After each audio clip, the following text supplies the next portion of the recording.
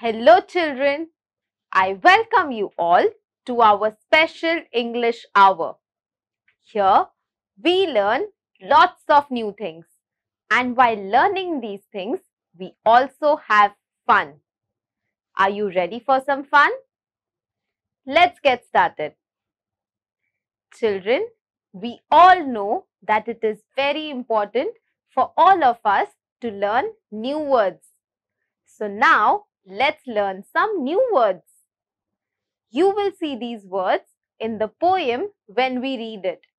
So I request you to please make a note of these words in your notebooks. Clause, clause, clause. Tiger has very sharp claws. Improve, improve, improve. I need to improve my handwriting. Gently, gently, gently. She was holding the baby gently.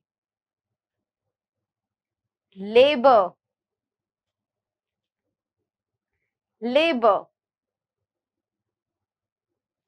labor. A lot of labor was put in creating this statue. Skillfully, skillfully, skillfully. He created the sculpture skillfully. Children, we learned 5 new words today. Let's revise them. Clause, improve, gently, labor and skillfully.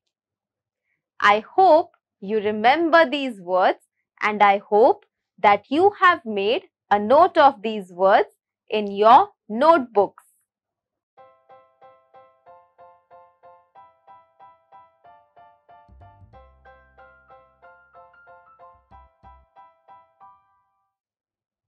Children, do you know what parody is?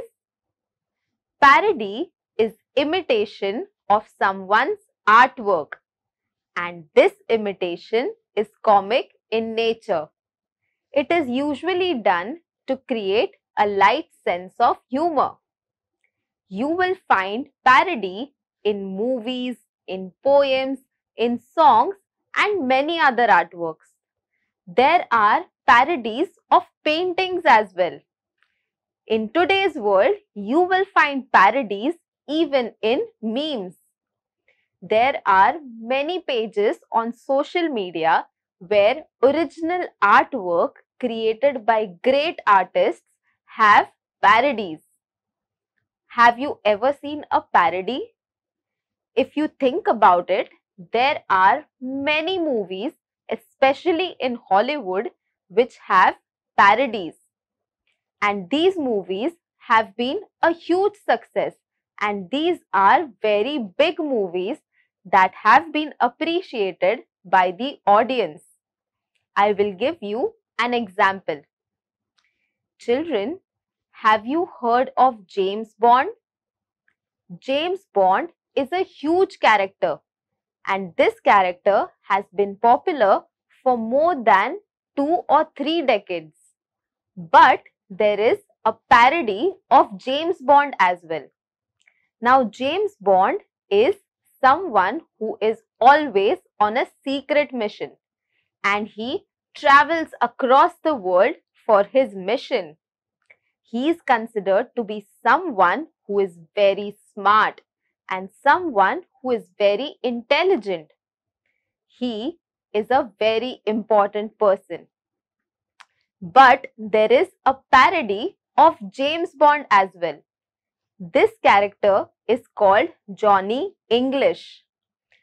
Now, the way I described you how James Bond is, Johnny English is exactly the opposite of James Bond. He is also supposed to go on international missions, but Johnny English has a comic tune to it. He is very clumsy, he is very forgetful, and all of those things that James Bond is not, which is why his character is even more funny. So, this is what a parody is. You take an artwork and you imitate it and create comedy out of it. So, today we are going to read a poem, and we also have a parody of this poem. Let's have a look. Children, before I explain this parody, let's read it together. A parody. How doth the little busy bee? This poem is written by Isaac Watts. How doth the little busy bee improve each shining hour and gather honey all the day from every opening flower?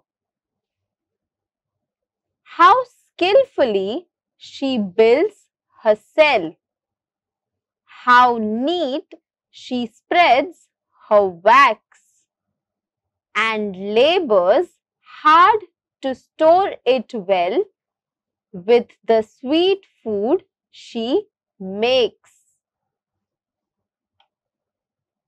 How doth the little crocodile? It's written by Lewis Carroll. How doth the little crocodile improve his shining tail and pour the waters of the Nile on every golden scale? How cheerfully he seems to grin, how neatly spreads his claws and welcomes little fishes in with gently smiling jaws. Children, now let's read the poem. I will explain this poem to you. Please open page number 105 of your textbook. I will be reading this poem and I request you to point at the words as I read them. The name of the poem is A Parody. Let's get started. How doth the little busy bee? How doth the little busy bee improve each shining hour and gather honey all the day from every opening flower? How skillfully she builds her cell, how neat she spreads her wax and labors hard to store it well with the sweet food she makes. Children, what we just read was a poem about honeybees, and this is an original poem written by Isaac Watts. In this poem, the poet is talking about honeybees and the hard work that they put in. The poet says that honeybees are small in size, but they are the most hardworking creatures one can ever find. They work from morning to the night. They move from flower to flower and collect nectar. And they are never tired. But they just don't stop at collecting nectar. Children, have you seen a honeycomb? Can you tell me what is the shape of a honeycomb? A honeycomb is hexagonal in shape. And what do honeybees do in combs? They spread wax in it. And what do they do after that? After spreading wax, they store honey. This goes on to prove that honeybees are the most hardworking and dedicated creatures on this planet. तो बच्चों, हमने इस कविता में ये देखा कि कवि मधुमक्खियों के बारे में बता रहे हैं। वो कहते हैं कि मधुमक्खियां साइज में बहुत छोटी होती है, लेकिन वो सबसे ज्यादा मेहनत करती है। वो दिन रात मेहनत करती है और कभी भी नहीं रुकती। इसी वजह से वो अपना खाना खुद बना लेती है। How doth the little crocodile? How doth the little crocodile improve his shining tail and pour the waters of the Nile on every golden scale? How cheerfully he seems to grin! How neatly spreads his claws and welcomes little fishes in with gently smiling jaws. The second poem is a parody by Lewis Carroll. In this poem, the poet is talking about a crocodile, and it is particularly talking about the peculiar behavior of a crocodile. It says how a crocodile only cares about shining its tail, and he just sits in the water, relaxing and not caring about anything else in the world. It spreads its claws and relaxes in the river. The poem also talks about how the crocodile opens its mouth. Why do you think the crocodile is opening its mouth? So that the fishes can enter his mouth and he can eat them. Now students, we read two poems. One was about honeybees and second was about crocodile. Can you tell me what did we see? In the first poem, we saw how hardworking honeybees are. They work day and night and they collect nectar. In the second poem, we saw how lazy a crocodile is. It talks about his laziness and how lazy he is to work. He doesn't even take efforts to hunt for its food. So this was a parody of the first poem. The first poem is very motivating and inspirational, whereas the second poem was a parody of the first poem. I hope now you have understood what parody is, and I hope that you enjoyed these poems. Children, today we will learn about transitive verbs. Transitive verbs are those that have more than two objects. These two objects are known as direct object and indirect object. Transitive verbs यानी वो verbs होते हैं जिसमें दो प्रकार के objects होते हैं. एक होता है direct object और दूसरा होता है indirect object.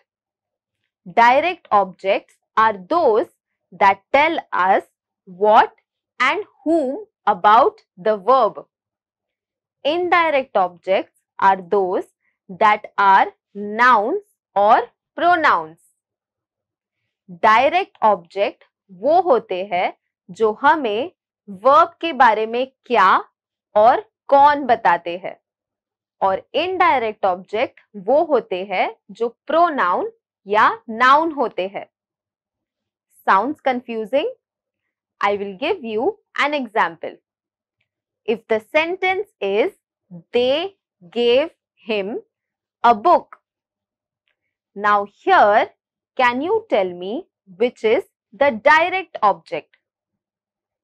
Yes, the direct object is the book because it is coming after the action word which is gave. What did they give him?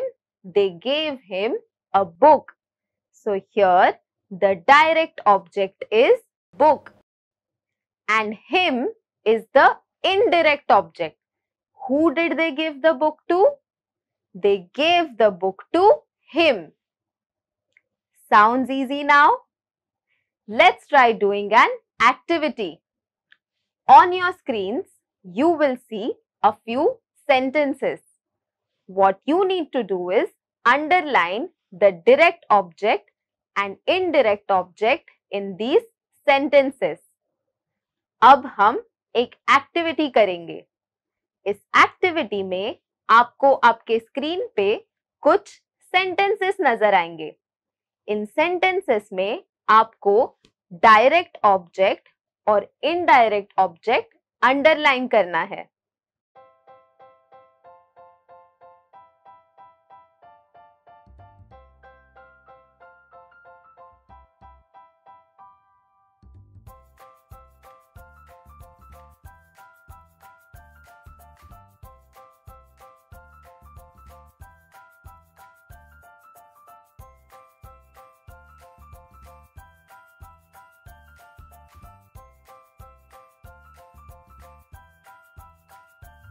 Children, were you able to find the direct and indirect objects?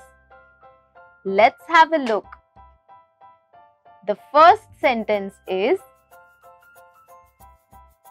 Mrs. Desai teaches us English.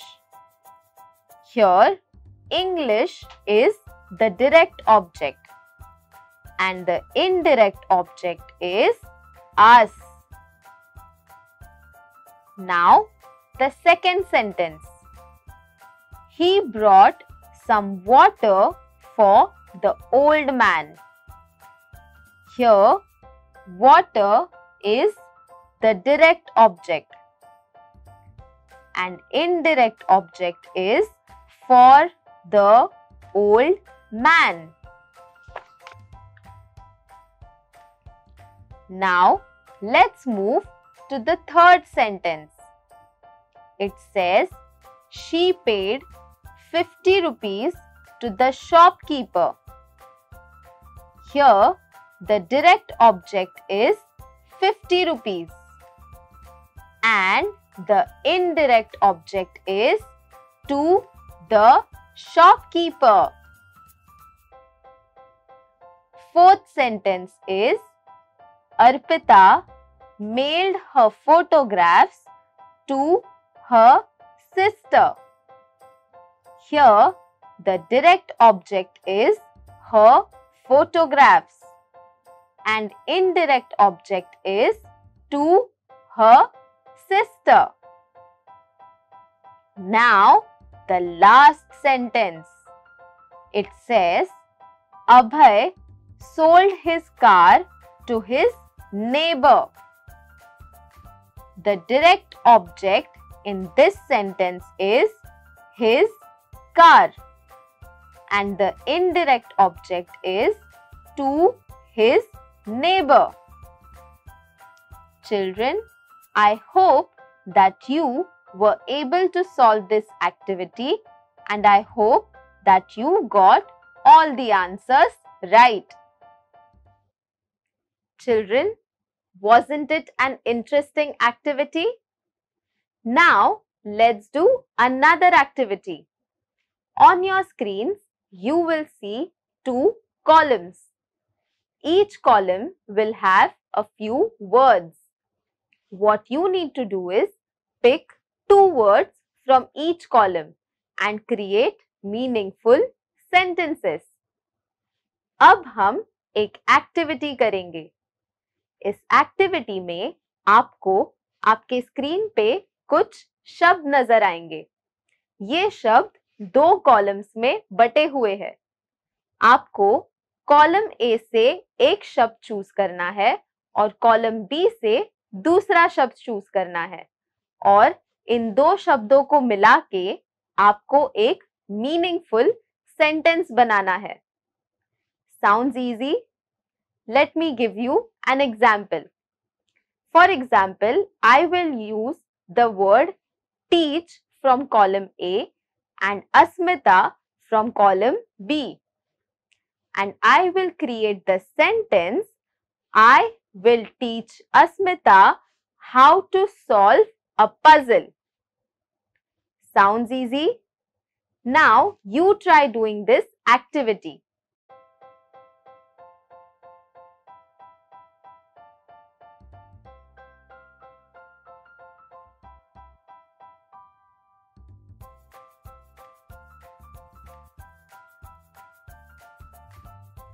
Children, were you able to create sentences? Here are a few sentences that I have created by taking words from column A and column B. Let's have a look.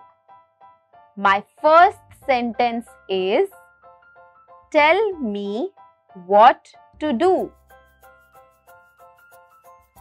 My second sentence is, give me an extra pencil if you have. My third sentence is, the teacher wanted to teach them a lesson. My fourth sentence is, she told me to pay you the money. And my fifth sentence is, you have to send a letter. So children, these are the 5 sentences that I have made. I hope that you were also able to make such sentences. Children, I hope you had fun in today's session. I will see you all in our next session. Until then, take care and stay safe. Bye-bye.